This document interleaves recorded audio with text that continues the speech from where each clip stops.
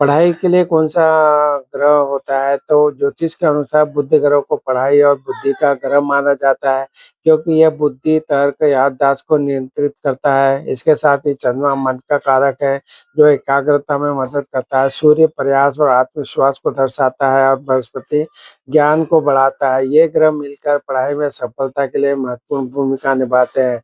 प्रमुख ग्रहों की भूमिका के बारे में बात करें तो बुध जो ग्रह है, इसे बुद्धि, विद्या का कारक ग्रह माना जाता है। ये विश्लेषण, निर्णय लेने की क्षमता और समस्या समाधान में मदद करता है, जिससे बुद्धि और तर्क शक्ति तेज होती है। चंद्रमा ग्रह के बारे में बात करें तो मन और भावनाओं का प्रतिनिधित्व करता है और पढ़ाई में एकाग्रता और मन लगाने के लिए महत्वपूर्ण है। सूर्य ग्रह के बारे में बात करें तो व्यक्ति के प्रयास, आत्मविश्वास और लक्ष्यों को दर्शाता है।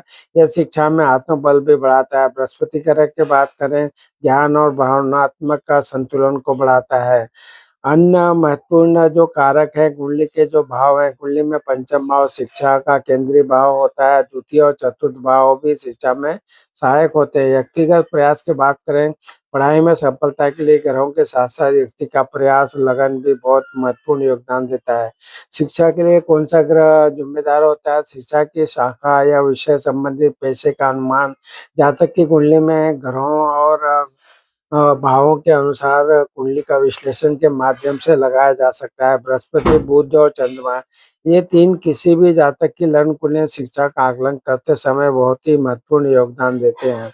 कुंडली में पढ़ाई के लिए कौन से भाव देखा जाता है? कुंडली में शिक्षा और बुद्धि के लिए मुख्य रूप से पंचम भाव देखा जाता है। शिक्षा के लिए जो सहायक भाव है, चतुर्थ भाव और द्वितीय भाव होते हैं। उच्च शिक्षा के लिए नवम भाव, एकादश भाव की महत्वपूर्ण भूमिका होती है। इन भावों के साथ साथ ग्रहों की स्थिति विषय में विशेष रूप से बुध, बृहस्पति, शुक्र भी शिक्षा में सफलता के लिए महत्वपूर्ण होते हैं। शिक्षा के लिए जो जुड़े हुए भाव है, पंचम भाव की बात करें तो ये बुद्धि, ज्ञान और शिक्षा और संतान से संबंधित है।